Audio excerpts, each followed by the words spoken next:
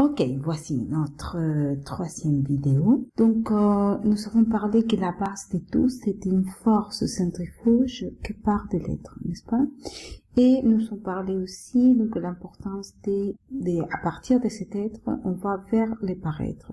Et dans cet paraître, et l'expression externe de notre personnalité s'appelle style. Donc, il y a une classification générale des styles. Donc, il y a 7 types de styles. Et nous avons parlé aussi que chaque style, c'est l'expression externe de nous-mêmes. Donc, ça nous représente, c'est quelque chose de très sérieux. C'est pour cela que quand quelqu'un nous fait un commentaire sur notre image, sur notre apparence, ça nous blesse vraiment. Mais ça nous blesse pas parce que nous soyons superficiels, sinon parce qu'à partir de cette paraître, moi je confondre et donc il rentre comme une définition de moi-même, alors que c'est un paraître. Donc donc c'est quelque chose qui m'appartient, que c'est moi, ma présentation, ma rencontre vers l'autre. Donc qu'est-ce qu'il faut tenir en compte? On avait parlé de que donc il y a différentes manières, et là où la personne est plus identifiée à certaines choses, comme j'avais dit, par exemple la personne qui est naturelle, généralement elle se maquille pas, et la personne décontractée elle adore les baskets, les jeans. On avait parlé de la conservatrice, n'est-ce pas, que c'est un vêtement beaucoup plus conservateur. La personne élégante avec la qualité, et la sensuelle que c'est marque, n'est-ce pas, qui marque son décolleté, sa taille. La personne qui est dramatique, que voilà, adore les extrêmes. Et la créative, donc, qui fait une combinaison de différentes choses, qui est créative, n'est-ce pas? On avait vu ça. Il existe aussi une classification des styles c'est la proposition de notre association Beauté Responsable, qui c'est une classification beaucoup plus large, et qui vraiment, il comprend la classification générale, et diviser plus les styles extrêmes. Vous voyez? Vous avez rendu compte qu'il y a des personnes qui par exemple dans les extrêmes, il y a la sensuelle extrême, n'est-ce pas? C'est hors des communs. C'est pas la personne que voit tous les jours dans la rue, vous voyez? La naturelle extrême, que c'est comme la hippie. Voilà, c'est un extrême. On voit pas ce type de style souvent dans la rue, comme je viens de dire. La dramatique extrême, c'est comme la punk. Vous voyez, tout ce que sont vraiment dramatiques, mais vraiment bien marquées, avec des couleurs, des blancs et noirs, avec des couleurs sur les cheveux. Voilà, c'est comme la punk, les tribus sociaux. Et la décontractée extrême, c'est par exemple la femme qui adore être toute la journée en vêtements de sport, en basket, mais parce qu'elle ne tolère pas autre type de vêtements, donc elle est comme si toujours elle est prête à faire des sports, et voilà, c'est l'extrême, n'est-ce pas? Et la classification générale, donc aussi il est bien séparé les styles décontractés et les styles naturels. Mais bon, mais c'est pas un sujet où on va approfondir. Donc ensuite, aujourd'hui, qu'est-ce que je voulais mettre en valeur?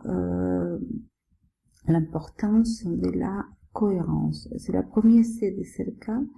Donc, comme l'être, on va vers la cohérence, en cohérence vers le paraître, n'est-ce pas? Et on vient de parler de cette cohérence entre notre personnalité, les valeurs, les besoins, vers notre apparence et ces différents styles. Donc, mais après, qu'est-ce que nous avons? Nous avons une cohérence avec les faire. Donc, d'ici vers l'extérieur. Avec les faire. Les faire est lié à nos talents. Les talents, les choses qu'on aimait quand on était petit. Donc, voici la première question. comprendre bien quelle est votre cohérence avec ces faire. Pensez-vous qu'est-ce que vous avez aimé de faire quand vous étiez petite et qu'est-ce que vous aimez faire en général là où vous sentez que vous êtes plus à l'aise, que vous faites pas d'efforts mais que vous faites les choses bien. Qu'est-ce que sont les passions que vous sentez, que vous dites tout le temps, les jours où j'aurai le temps, je ferai telle chose. Je ferai, je sais pas, la créativité des jardinages, je ferai. Qu'est-ce que vous imaginez? Parce que c'est là où se trouve vos talents, voyez? Donc, c'est important d'analyser ça et analyser ce que je fais comme travail aujourd'hui. Est-ce que c'est loin de ce talent? Est-ce que c'est quelque chose que ça m'oblige un petit peu avec donc des outils que je n'ai pas de manière naturelle, voyez? Et après, bon, l'avoir, ça sera une conséquence, parce que si par rapport à mes valeurs, ma manière d'être, mes besoins, moi je veux savoir si mon avoir, c'est quelque chose qui me définisse. Est-ce que j'ai peur de ça? Donc comment est-ce que je regarde cet avoir? Vous voyez? Est-ce que j'ai besoin de l'avoir pour me sentir sûr et sentir la confiance en moi? Si j'en ai besoin de ça, c'est plus difficile d'avoir confiance parce qu'un jour vous serez et un jour vous serez plus. Vous voyez? Donc c'est pas une base. Mais si on est bien avec la force centrifuge à partir de l'être, on aura en conséquence vers l'avoir et vers le social. Et ici, moi, je me détiens un petit peu pour montrer l'importance de ce cas dans cette phase-là. Qu'est-ce que ça veut dire? D'abord, moi et ceux qui sont proches de moi. C'est-à-dire mon conjoint, n'est-ce pas? Mon mari, et mes enfants, ensuite mes parents, mes frères, mes sœurs, ensuite mes copains plus proches et plus loin, donc les gens que je connais pas. Qu'est-ce que je veux dire? Cela veut dire que, par exemple, si moi je vais donner l'amour, je peux pas commencer pour être gentil avec les autres et arriver chez moi et être désagréable avec les personnes qui m'aiment. C'est au contraire, c'est le cas proche. C'est-à-dire que je devrais être beaucoup plus gentil, beaucoup plus ouvert et donner beaucoup plus d'amour aux personnes qui sont gentilles avec moi. Donc avec les personnes qui sont gentilles avec moi, qui m'aiment beaucoup, je devrais donc correspondre plus. Donc c'est des proches vers loin. Les premiers proches, c'est moi-même. Donc je ne peux pas donner l'amour si je ne sais pas créer cet amour vers moi-même. Alors, ça c'est un domaine beaucoup plus compliqué, travailler l'amour de soi-même, l'amour pour soi. C'est beaucoup plus compliqué. Mais bon, ça, vous pouvez le travailler avec un membre de l'association. Mais sinon, pensez à vous, avec vos valeurs, à les choses que vous aimez de vous-même. Qu'est-ce que les autres pensent de vous? Que c'est bien, que c'est positif. Et travaillez cet amour, mais pas dans un sens d'ego, non. C'est dans un sens humblement, c'est reconnaissance de soi. Vous voyez? Et voilà. Et aimer c'est soi. Là, chacun a un iceberg différent. Donc, compréhension de l'autre. Compréhension de votre couple. Compréhension de vos enfants. C'est pas la même personne que vous. Un enfant, même s'il y a des défauts qui vous ressemblent, c'est pas vous-même. C'est autre être humain.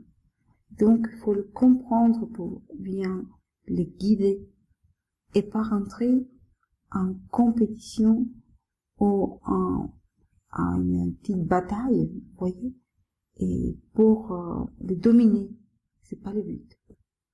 Votre responsabilité, c'est de savoir les guider. Et pour guider quelqu'un, il faut comprendre quelqu'un. Et toute compréhension va avec l'amour. Et comme je dis toujours, il n'y a pas d'amour sans effort. Donc pour vous guider vos familles, il faut d'efforts. Pour donner l'amour, il faut d'efforts. Donc, si vous faites votre liste, votre analyse des petites choses que j'avais dites, Ça, c'est l'effort par amour. Et vous serez beaucoup plus heureuse et vous rendrez plus heureuse votre famille aussi. Une base très importante, c'est cette cohérence. Parce que si moi je suis cohérente dans tous ces cas, je vais avoir plus de confiance en moi parce que je vais pas sentir que je suis une personne déguisée. Mon subconscient va me dire, oui, c'est bien, ça c'est toi. Ah, mais oui, ça c'est toi. Et donc, je vais augmenter l'amour pour moi. Et pas de dire, tu vois, tu es obligé de dire ça parce que la vérité, oh, si les gens savent la vérité, peut-être ils vont pas t'accepter. Vous voyez? Donc, la cohérence, être vous-même, humblement, c'est le plus fort pour avoir confiance. Et de là, vous travaillez l'amour pour vous-même et après, donc, travaillez cet amour pour les autres. Alors, pourquoi? Parce que si vous n'êtes pas vous-même et vous essayez à faire plaisir aux autres, parce que vous pensez que peut-être s'habiller de certaines manières et vous serez beaucoup plus aimable, digne d'être aimé, ce que je veux dire, vous serez plus accepté, hein, et socialement, bah, si vous faites tel type d'activité plutôt que les autres, et voilà, et vous dépendez des autres, vous savez ce qui se passe? Votre subconscient va vous dire tout le temps, c'est pas toi, et tu es en train de te déguiser, c'est pas toi-même, et à le minimum des problèmes dans notre vie, parce qu'on aura toujours des problèmes, et la différence, pour être heureux, c'est comment prendre ce problème. Au minimum des problèmes, vous savez ce qui va se passer? Et ici, il y a un être humain, une tête, et derrière, il y a un loup.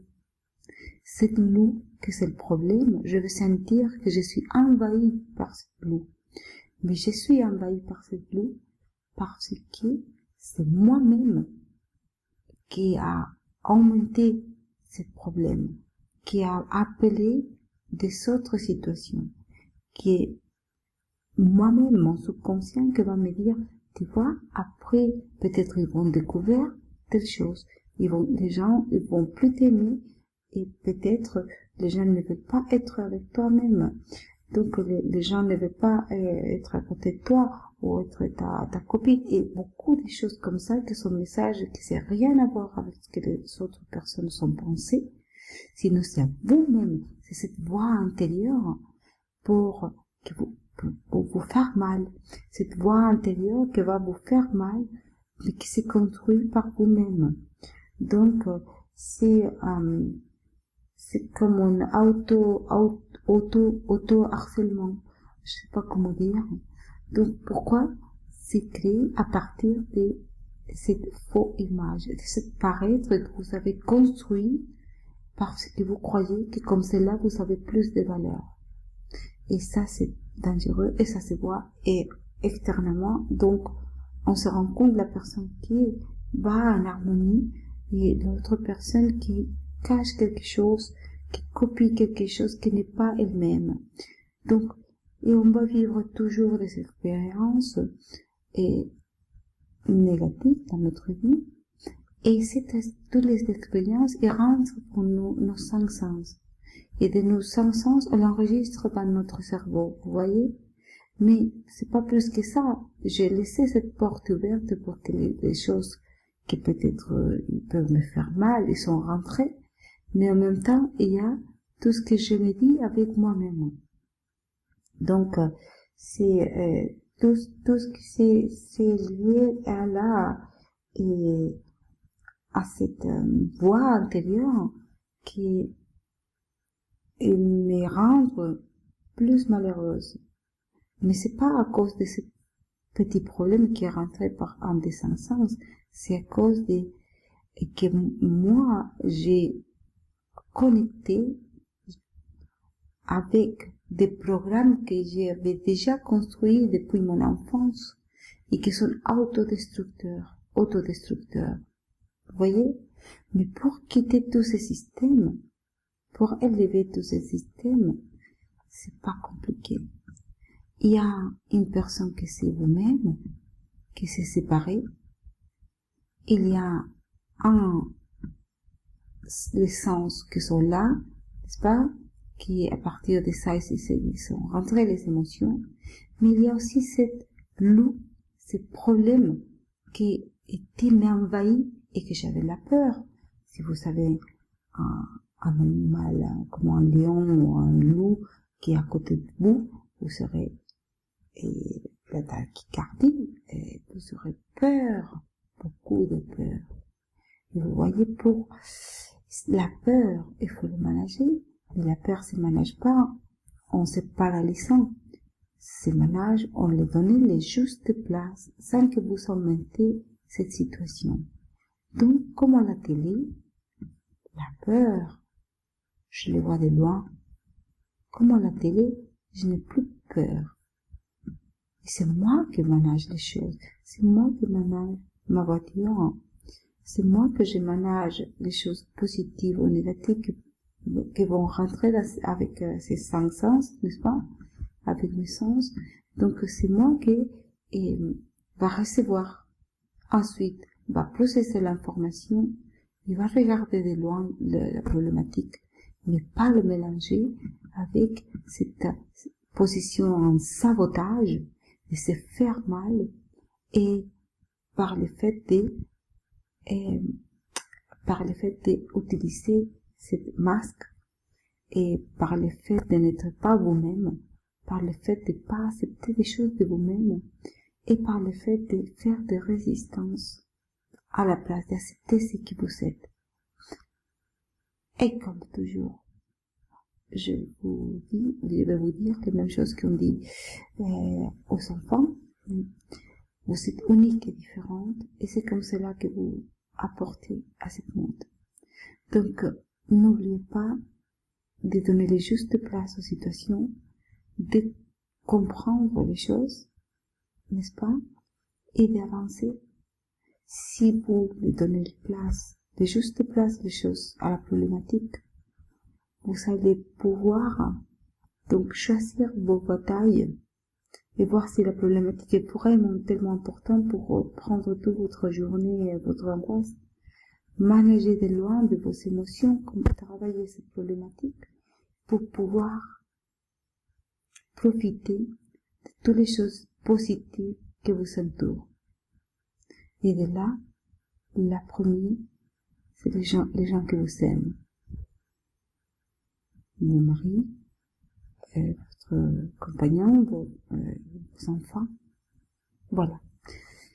Bien, j'espère que voilà, vous allez avancer et que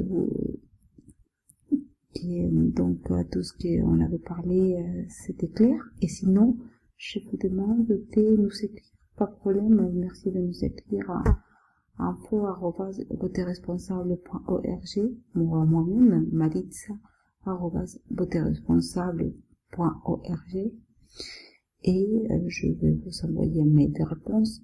Ok? Donc, c'est un plaisir de faire ça. Et pour finir, je vous demande d'aller